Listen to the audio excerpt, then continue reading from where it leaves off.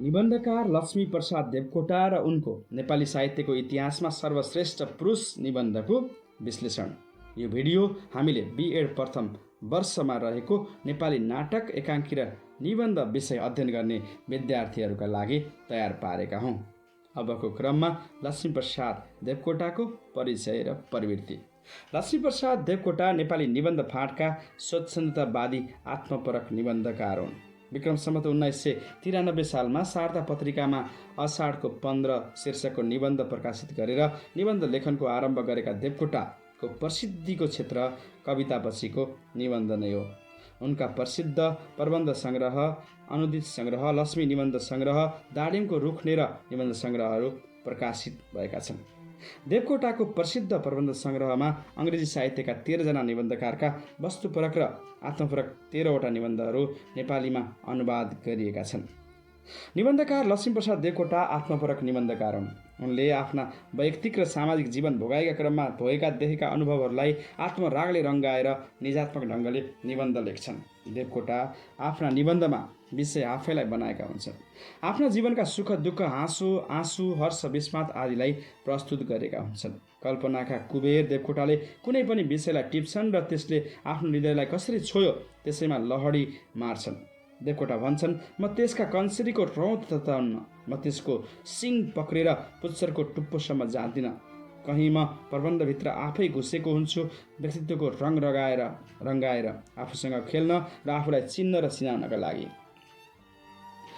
देवकोटाले आफ्ना निबन्धमा शिक्षा, साहित्य, ईश्वर, जीवन जगत, यान्त्रिकता, आडम्बर, आधुनिकता, प्राचीन आदर्श, संस्कृति, मानवीय स्वभाव, क्रियाकलापका बारेमा धारणा राख्ने गर्दछन्।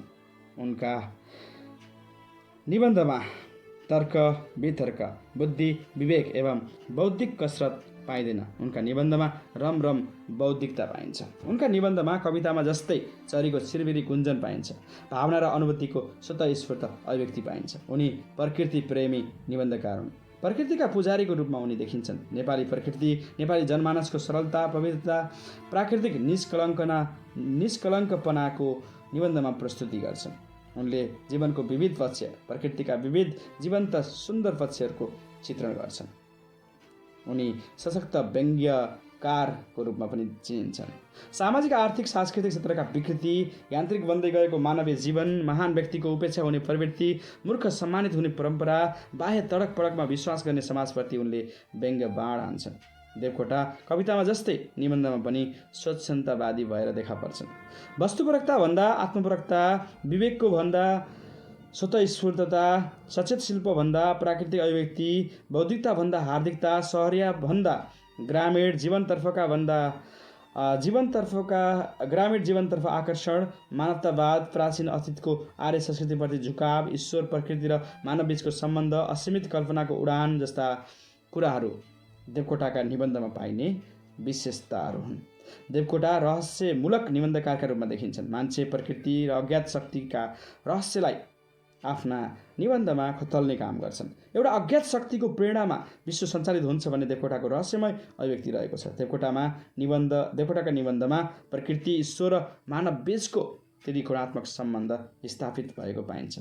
शैली, शिल्पका दृष्टिले उनी रूपवाद र शिल्पवादका विरोधी हुन्। निजात्मक शैलीका देवकोटा कृत्रिम सजधज अलङ्कारको सचेत आयोजना स्वीकार गर्दैनन्। असचेत रूपमा, स्वतःस्फूर्त रूपमा यिनका निबन्धहरू आफै सिगारिन पुग्छन्। बुद्धि र विचारभन्दा हृदयको प्रस्तुति पाइने उनका निबन्धमा व्याकरणात्मक अनुशासन, भाषाभन्दा भिन्न भावलाई टपक्क टिप्ने क्रममा नयाँ शब्दले भाषिक नवीनता देखिन्छ। निबन्ध लेखनका सन्दर्भमा आत्मपरकता, निश्चल आत्मोद्घाटन, अन्तर्प्रेरणा, कल्पना जस्ता तत्त्वलाई समेट्ने सफल देवकोटाले नेपाली साहित्यमा छायावाद, प्रतीकवाद एवं रहस्यवादको सफल नेतृत्व गरे र उनकै नेतृत्वमा नेपाली साहित्यमा स्वच्छन्दतावाद जन्मने हुर्कने मौका पायो। तसर्थ देवकोटा प्रथम र अन्तिम सफल स्वच्छन्दतावादी निबन्धकार हुन्।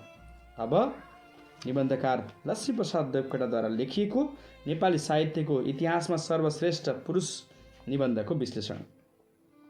लक्ष्मीप्रसाद देवकोटाद्वारा लेखिएको नेपाली साहित्यको इतिहासमा सर्वश्रेष्ठ पुरुष निबन्ध लक्ष्मी निबन्ध सङ्ग्रह विक्रम सम्वत 2002 सालमा सङ्कलित एक उत्कृष्ट निबन्ध हो। यस निबन्धमा देवकोटाले आफ्ना अग्रज कवि एवं नेपाली साहित्यका आदिकवि भानुभक्त आचार्यप्रति उच्च सम्मान व्यक्त गरेका छन् र भानुद्वारा रचिएको रामायण महाकाव्यको मुक्त कण्ठले प्रशंसा गरेका छन्। रामायण बाहेक उनका अन्य काव्यकृतिहरूको सन्दर्भ समेत जोड्दै निबन्धकार देवकोटाले कवि भानुलाई नेपाली साहित्यको इतिहासका सर्वश्रेष्ठ व्यक्तित्वको रूपमा प्रस्तुत गरेका छन्।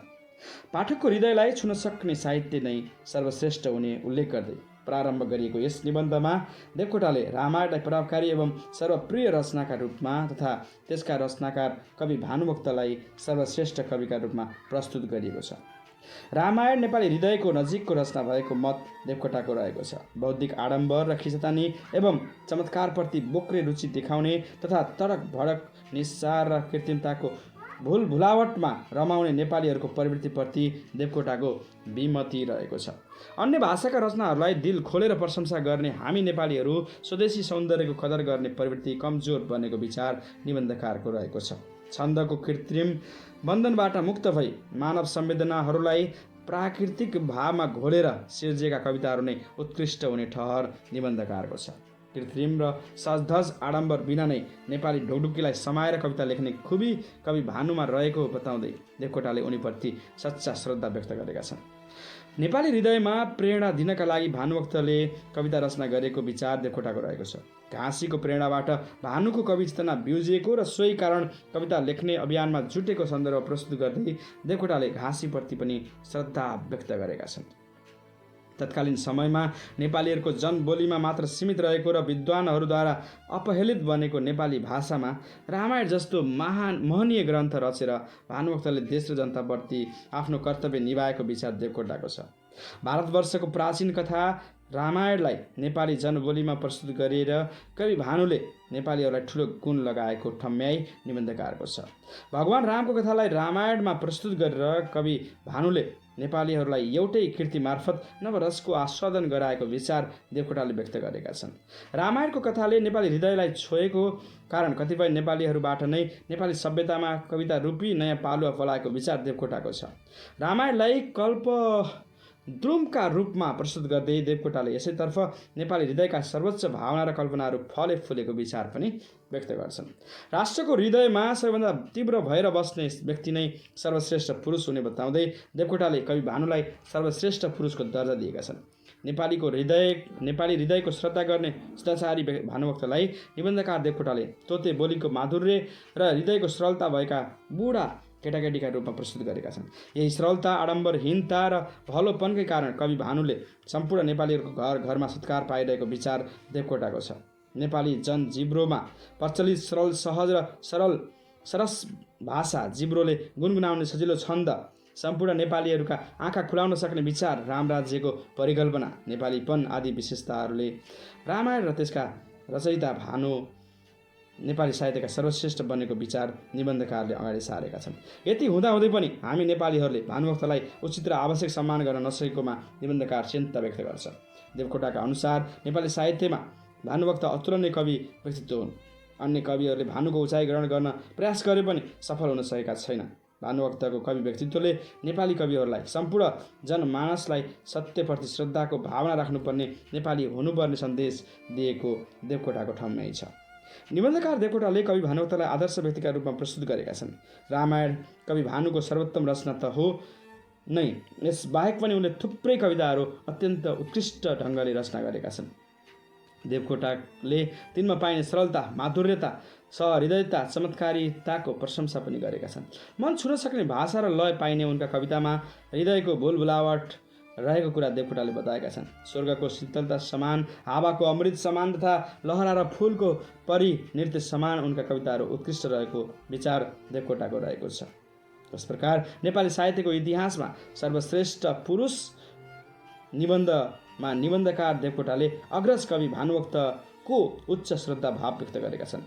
भानुभक्तको रामायण महाकाव्यमा पाइने सरलता, सहजता, मधुरता, प्रभावकारिता, प्राकृतिकता, आडम्बरविहीनता, नेपाली भाषाप्रतिको मोह, नेपाली जनजीवनको सहज प्रस्तुति, सत्यको मोहनी आदि जस्ता विशेषताले प्रभावित बनेका निबन्धकार देवकोटाले उक्त कृतिको मुक्त कण्ठले प्रशंसा गर्दै अतुलनीय कृति ठानेका छन्। त्यही कृतिका माध्यमबाट कवि भानु नेपाली साहित्यका सर्वश्रेष्ठ पुरुषका रूपमा स्थापित भएको विषय पनि उल्लेख गरेका छन्। रामायण बाहेकका अन्य कृतिहरूको सन्दर्भ समेत जोड्दै निबन्धकारले भानुभक्तको कवि व्यक्तित्वको उच्च तारिफ गरेका छन्। सिङ्गो निबन्धमा निबन्धकार देवकोटाले भानुभक्त र उनीद्वारा रचित कृतिहरूको उच्चता प्रस्तुत गर्दै भानुलाई सर्वश्रेष्ठ पुरुषका रूपमा वर्णन गरेको सन्दर्भले सोही अर्थमा निबन्धको शीर्षक नेपाली साहित्यको इतिहासमा सर्वश्रेष्ठ पुरुष सार्थक रहेको स्पष्ट हुन्छ। सरल र सहज एवं कवितात्मक भाषाको प्रयोग रहेको यस निबन्धमा देवकोटाका विचारहरू अत्यन्त सशक्त ढङ्गबाट प्रस्तुत भएका छन्। फलतः निबन्धले निजात्मक स्वरूप पाएको छ। निष्कर्षमा भन्नुपर्दा अग्रज कवि भानुभक्तप्रतिको देवकोटाको श्रद्धाभाव व्यक्त भएको यो निबन्ध विषयवस्तु अनुकूलकै देवकोटेली भाषा शैलीले थप उत्कृष्ट बनेको छ। आजको यस भिडियोमा हामीले निबन्धकार लक्ष्मीप्रसाद देवकोटा र उनीद्वारा लिखित नेपाली साहित्यको इतिहासमा सर्वश्रेष्ठ पुरुष निबन्धको विश्लेषण प्रस्तुत गऱ्यौँ। आजको भिडियो तपाईँलाई कस्तो लाग्यो? जस्तो लाग्यो त्यस्तै सल्लाह सुझाव र प्रतिक्रिया दिन नभुल्नुहोला। आगामी दिनमा यस्तै भिडियो अपडेट पाउनको लागि हाम्रो च्यानलमा अहिलेसम्म पनि नयाँ हुनुहुन्छ भने च्यानल सब्सक्राइब गरेर जोडिनुहोला। साथमा नजिकै रहेको बेल आइकन प्रेस गरेर अल नोटिफिकेसन समेत अन गर्नुहोला, ताकि हामीले प्रसारण गर्ने हरेक भिडियो तपाईँको माझमा तुरन्तै पुगोस्। अहिलेलाई भने यो भिडियो सामग्रीबाट बिदा दिनुहोस्। नमस्कार।